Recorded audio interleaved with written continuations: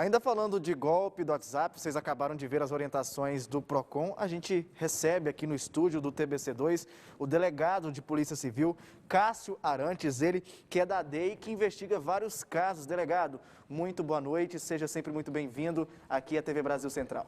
Boa noite, é um prazer estar aqui hoje. A gente percebe que aumentou bastante o número de vítimas desse tipo de golpe. Mas o que está acontecendo, delegado? A gente está divulgando bastante esses números. Aumentou a atuação dos golpistas ou a Polícia Civil está prendendo mais? O que está acontecendo? Bom, as duas coisas. Bom, o que temos notado nos últimos dias? Com a situação do Covid-19, a pandemia, houve uma significativa redução do fluxo de pessoas nas ruas. As pessoas agora estão ficando mais em casa. Isso diminuiu esses crimes de rua mais populares, os pequenos furtos, até mesmo roubos, crimes dessa natureza que precisam da presença física do criminoso naquele local.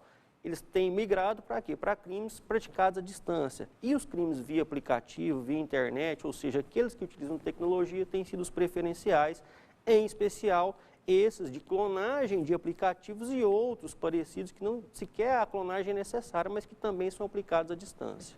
A gente nota, delegado, as vítimas desses crimes.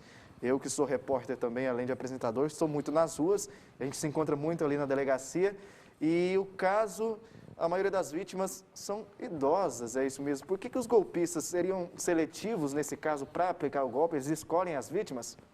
Bom, é fato, né, que as pessoas de um pouco mais de idade, elas têm um pouco mais de dificuldade de compreender essa questão da tecnologia, né? Até para nós, né, como isso varia muito, evolui em uma velocidade muito rápida, as pessoas têm essa certa dificuldade de compreensão. E o idoso, ele é uma vítima mais vulnerável em potencial para esses fatos.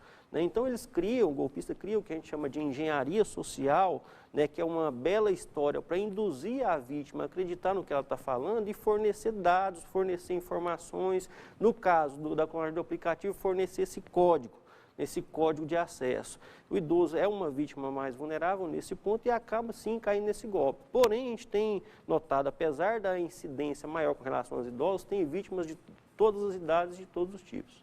A gente está falando desse golpe da clonagem do WhatsApp, mas o golpe clonagem WhatsApp, ele tem muitas faces, delegado, né? Não é só a questão de pedir dinheiro emprestado, mas a gente vê que através do WhatsApp tem golpe de aluguel, tem golpe do Pix que apareceu recentemente. E o que nota-se em relação a essas faces, que os criminosos são de outros estados também, procuram vítimas de Goiás. Eles atuam em outros locais, mas entendem que Goiás talvez seriam vítimas.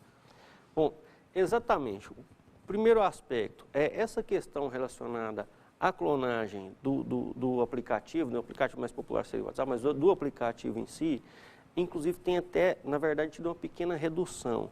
Eles criaram uma espécie de variante desse golpe, né, dessa questão do golpe do novo número. O que eles têm feito? Habilitam chips de telefone. Eu posso habilitar um chip com DDD62 em qualquer local do país, né, usando dados de terceiros. Geralmente essas pessoas sequer têm o conhecimento que tem um chip habilitado em nome dele.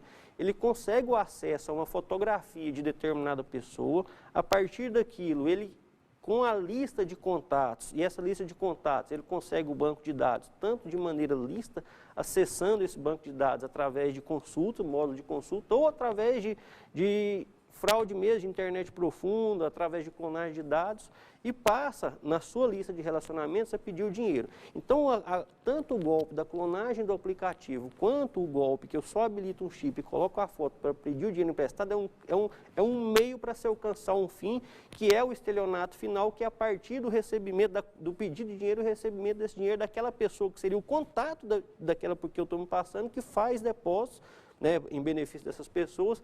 E o que a gente tem notado é que muitos golpistas são realmente de fora, porém tem laranjas, né? Pessoas que se prestam ao papel de emprestar as contas bancárias para receber esse dinheiro aqui no estado de Goiás, e isso tem feito com que tenhamos prendido muitas pessoas pela prática desses crimes na condição de partícipe dos golpes. É isso que eu ia até abordar com o senhor agora, delegado, porque não é só uma pessoa ou duas, a gente vê pelas apreensões, pelas investigações da Polícia Civil, que é uma cadeia. O senhor citou agora que os golpistas podem estar em outro estado, mas tem laranjas dentro do estado de Goiás que emprestam geralmente essa conta. Essas pessoas, claro, vão responder também pelo crime, mas nota-se que eles criam uma estrutura, digamos, uma associação criminosa para aplicar esses golpes e que algumas chegam a ser até grandes, né, delegado? Sim, sim, com certeza, são golpes vultuosos, né, desde pequeno até prejuízo quase milionários, né? A gente tem uma investigação, por exemplo, de uma vítima do estado do Rio de Janeiro que perdeu mais de R$500 mil, né? Com a grande maioria, para não dizer 100% das contas bancárias vinculadas ao estado de Goiás. Então, assim, eles têm uma organização, é de fato uma organização criminosa, tem ramificações de dentro das unidades prisionais, com membros que atuam fora, para além desses cooptados que a gente conhece aí, que são esses laranjas que emprestam essas contas. Seja recebendo um percentual do produto do crime ou mesmo vendendo literalmente essa conta bancária para que seja utilizada na prática criminosa. Tá certo. E esses golpistas não escolhem vítima específica, né? Talvez, a gente citou agora há pouco os idosos que talvez sejam mais vulneráveis por conta da dificuldade do acesso à tecnologia, mas a gente vê golpes vamos dizer, pobre, na classe média e também ricos, que a gente vê também golpes pelo WhatsApp milionários. Sim, sim, exatamente. Esse fato que eu citei dessa vítima do Rio de Janeiro são pessoas muito ricas, realmente milionárias, e essa vítima, inclusive, por sinal, uma idosa, acabou efetuando uma sequência de depósitos pensando em estar transferindo dinheiro para o filho, quando na verdade estava transferindo para os golpistas, e quando ela totalizou esse valor aproximado de quase R$500 mil, foi que ela desconfiou do golpe. Mas ela ficou por mais de 3 dias fazendo transferências sequenciais, né, para o golpista pensando em estar fazendo para o filho, para só então desconfiar da situação, entrar em contato com o filho e aí sim perceber que havia caído em um golpe.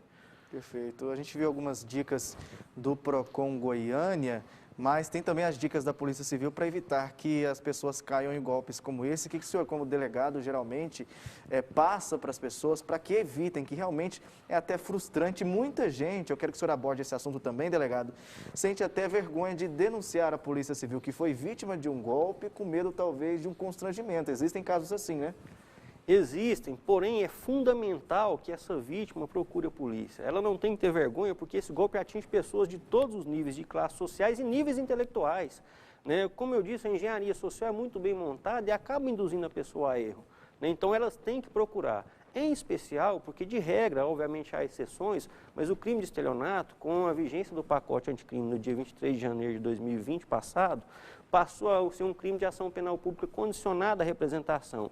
O que isso significa na prática? Que se eu não tiver a vítima presente na delegacia, manifestando o interesse de ver uma investigação surgir, prosseguir, ser finalizada, eu não posso tomar nenhuma medida. Então, ainda que eu tenha conhecimento do fato, sem a iniciativa da vítima, a investigação não pode ser realizada de maneira nenhuma. As dicas que o senhor podem passar, eu costumo dizer que a gente tem que ter um pé atrás com tudo, desconfiar sempre e checar bastante, né, delegado? Exatamente, e assim, uma dica muito preciosa é aquela relacionada sempre ao contato pessoal em voz, tá? Porque a engenharia social desse golpe envolve o contato apenas por mensagem, né? Então, assim, o golpista jamais manda um áudio, ele jamais efetua uma ligação, ele apenas manda mensagem. Em regra, ele começa: bom dia, fulano, mãe, pai, novo número, é um telefone funcional, agenda aí na sua agenda. E começa um breve diálogo com a pessoa, como se estivesse realmente falando, tivesse conhecimento daquela situação familiar. Logo em seguida, ele pede o dinheiro emprestado. Só que tudo isso é feito via mensagem. A cautela que a gente pede é que essas vítimas entrem em contato com esse interlocutor que está, teoricamente, pedindo dinheiro emprestado no telefone que está na agenda, que está salvo na agenda, e converse por voz. Ainda que seja por mensagem do aplicativo, mas converse por voz, porque a voz realmente o golpista não tem como enganar, né?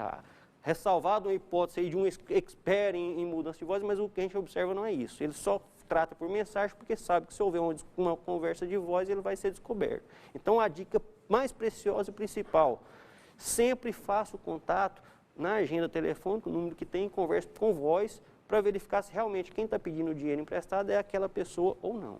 Tá certo, delegado. A gente agradece demais a sua participação aqui no TBC2. Lembrando que a TV Brasil Central está sempre de portas abertas para mostrar o trabalho da Polícia Civil, inclusive orientar o nosso telespectador a não cair em golpes como este. Obrigado, eu é que agradeço a oportunidade da participação. A gente se coloca à disposição de vocês, da sociedade, tá, para poder atuarmos juntos aí e evitar ou pelo menos reduzir ao máximo possível a incidência desses crimes aqui no nosso estado. Tá certo, delegado.